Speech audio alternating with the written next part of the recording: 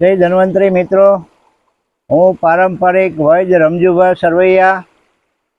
अमरु गाम से भावनगर जिल्लानु जेसर ने जेसरनी बाजुमां 3 किलोमीटरे पा गाम है। एक ज अक्षरनुं मित्रों।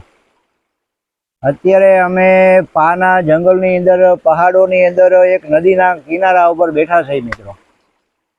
हवे तमाम वनस्पति प्रेमी आयुर्वेदना निष्णातो तमाम ने एक मारू सूचन है कि तमे एक वखत आ दिवाળી सुधीमां गमे त्यारे बधा प्रवास करो अने जंगलनी वनस्पतिनो अनुभव करो अने लाइव बधी ओळखवाना प्रयत्न करो।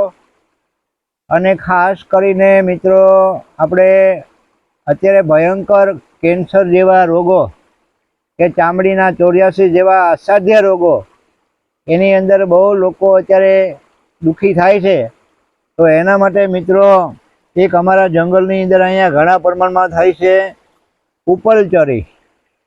उपलचरी काळी उपलचरी पछी आपणे लाइव जो आ वनस्पति अहींया उगेली ज छे। जो आ वनस्पति अहींया उगेली ज छे। आ वनस्पति आ नदीना किनारामां पुष्कळ थाय छे। आनुं बीजुं नाम छे चारीवा, अनंतमूल, उपलचरी। हवे चारीवादी वटी जे कान माटे वपराय छे एमां मेन योग आनो छे आ औषधिनो। सारसापरीला होमियोपेथिकनी अंदर जे आवे छे सारसापरीला लटकती एनी अंदर मेन योग छे आ चारसानो। आयुर्वेदनी अंदर सारीवागा रिष्ट एनी अंदर आ औषधिनो योग छे। पछी खदीरा रिष्ट होय के कोई पण रक्त शुद्धिना औषधो होय एमां फरजियात अनंतमूल मलबा पड़े छे मित्रों। हवे आ वनस्पतिथी अमे चामड़ीना भयंकर रोगो मटाड्या छे। बीजी औषधिना योगो तो खरा ज पण नकरी तमे उपलचरी भेगी करी अने 20-20 ग्रामनो एनो पान ने मूळ ने बधुं पंचांग लई अने 20 ग्रामनो भूको बनावी अने सवार सांज तमे उकाळो बनावीने आपो एटले सारामां सारुं रक्त शुद्धिमां उत्तम प्रकारनो आनो गुण छे मित्रों। हवे कहेवानो भावार्थ के लाइव जंगलनी अंदरथी जे कांई वनस्पति लावी अने जे कांई आपणे प्रयोगो करीए ए रिजल्ट कोई दिवस कोई औषधिमां मळशे नहीं, कारण के एनी अंदर गुण ज होता नथी। अने पछी आपणे एम कहीए के अमे चारसापरीला वापरी, चारीवागा रिष्ट वापरी, चारीवादी वटी वापरी पण अमने रिजल्ट मळ्युं नहीं। तो एनी पाछळ चारीવાનો दोष नथी, ए जे कंटेनो आपणे वापर्या एमां एनो गुणधर्म हतो ज नहीं मित्रों। એટલે એ એનું કામ ક્યાંથી કરે? બાકી આપણા ઋષિ મુનિઓ વર્ષોથી આયુર્વેદ શાસ્ત્રોની અંદર સંશોધન કરી ગયા, એમાં જરા પણ શંકા કરવા જેવી વસ્તુ નથી। એટલે મિત્રો ખાસ જે કોઈ પ્રોડક્ટ બનાવતા હોય, કોઈ આયુર્વેદિક પ્રેક્ટિસ કરતા હોય એ લોકોને ખાસ જ્યાં જ્યાં વનસ્પતિ થતી હોય એ સ્થળ ઉપર જઈ અને વનસ્પતિ આપણે એકઠી કરાવી ઋતુમાં, સિઝનમાં અને વનસ્પતિને ઓળખવી।